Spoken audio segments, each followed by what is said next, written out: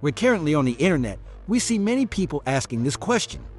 What would happen if we put all the nuclear bombs on Earth together and explode them at the same time? Not finding a clear enough answer, we decided to resort to our souls of engineers and scientists to do the calculations and help to glimpse the solution to this doubt that worries so many people. So, let's get to work.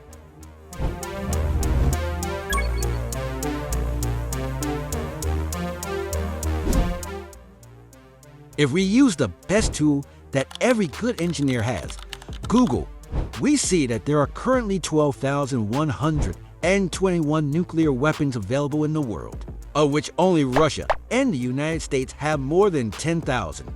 Countries like China, France, the United Kingdom, India, Pakistan, or North Korea complete the rest. But what is their real capacity for destruction? To do so, we must look at these figures with some perspective. On our planet, the Earth, we can count about 4,500 cities or urban areas of 100,000 inhabitants. As some are larger, let's assume that, on average, we will spend 3 bombs to completely raze a city and count it as devastated or wiped out. To translate this into our totally necessary calculations of anger and destruction, this would mean that our mountain of nuclear bombs could destroy every city on the planet and virtually immediately kill half of the human population. And best of all, we would still have more than 1,000 bombs left over to keep experimenting. It would literally be like killing flies with cannons. So, we can say with certainty that humanity currently possesses far more nuclear weapons than we need, and that we could do a lot of damage to ourselves. But what if we gathered all our shiny bombs into a giant mountain of bombs and pressed the detonator? Let's choose a spacious place, the Sahara Desert. This mountain of bombs, neatly stacked, would fit perfectly in a medium-sized warehouse. On average, each warhead has the power of about 200,000 tons of TNT. So if we do a quick multiplication, 12,121 nuclear weapons would make a total of almost 2.5 million tons of TNT. To put it in perspective, if we stack that much TNT, we could rebuild Manhattan Island to scale. If we look for historical precedents, the closest thing mankind has ever experienced was the eruption of the Krakatoa volcano in 1883. This eruption was so devastating that it killed tens of thousands of people and destroyed 70% of the island and the surrounding archipelago. But not only the people nearby suffered the consequences, but its effects were felt all over the planet. Well, to put us in perspective, our deadly mountain would be about 14 times more powerful than the eruption of Krakatoa. It's time. We press the button and in a matter of half a second, a 50-kilometer fireball sweeps everything in its path and creates a shock wave that wipes out everything within a 3,000 square kilometer radius. Within a radius of 300 kilometers, every living thing begins to burn and disintegrate. The detonation would be heard in practically the whole planet, since the pressure wave that arises from the explosion would travel several times around the planet and would resonate for several weeks. Huge amounts of ash-like materials would be thrown into the atmosphere, and the planet would be buried by a giant cloud, advancing into the stratosphere and reaching far into space. When we could see something at the site of the explosion, we would see a small crater of about 10 kilometers in diameter in the middle of the worst fire you've ever seen and that humanity has suffered, which will end up destroying cities, forests, and virtually everything in its path. But that's not the end of it. In fact, it has just begun.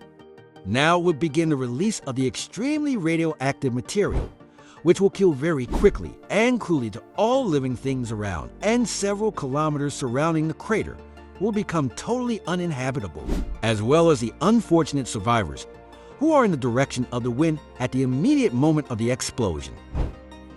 The fungus caused by the explosion will rise several kilometers, causing acid rain all over the planet, spreading radioactive material into the environment and doubling it.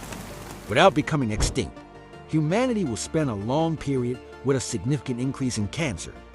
Due to the particles that will remain in space, mankind would suffer a nuclear winter that would lower global temperatures.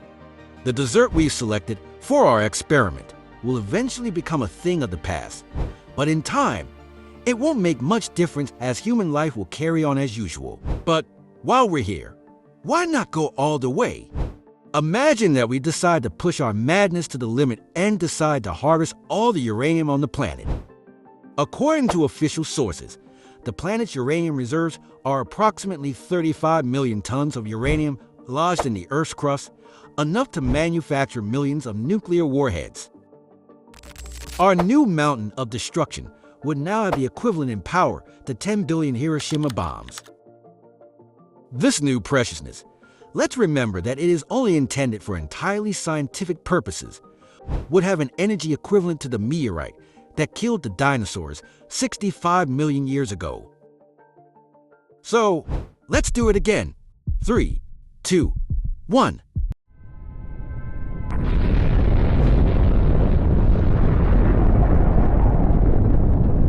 This time, the explosion generates a fireball that rises up to the sky and could be seen from hundreds of kilometers around. The ground would literally liquefy and a 100-kilometer crater would be formed. On this occasion, part of the ejected material would reach space almost immediately and leave the Earth's orbit forever, although a large part would return as a destructive meteor shower that would raise the global temperature and wipe out practically all large animals. Earthquakes never before seen by mankind would shatter the Earth's crust, destroying a large number of major cities. Hurricane-force winds will topple trees in their path just before they are devoured by deadly fires. The cloud will spread over virtually the entire globe and block sunlight from reaching the surface, bringing the entire planet very close to freezing. This winter could last for decades and cause the extinction of large animals, including humans. In this experiment, the radioactive cloud would reach the entire planet, although, who cares? We have just caused the extinction of humanity. But the planet won't care. After hundreds, thousands of years, the trace of the explosions will eventually disappear and everything will flourish again, even more than in the pre-experiment era. I hope you enjoyed this experiment as much as we did. We assure you we did. If you have any questions or scientific curiosities you would like us to explore, feel free to leave them in the comments. See you in the next experiment. Thanks for watching.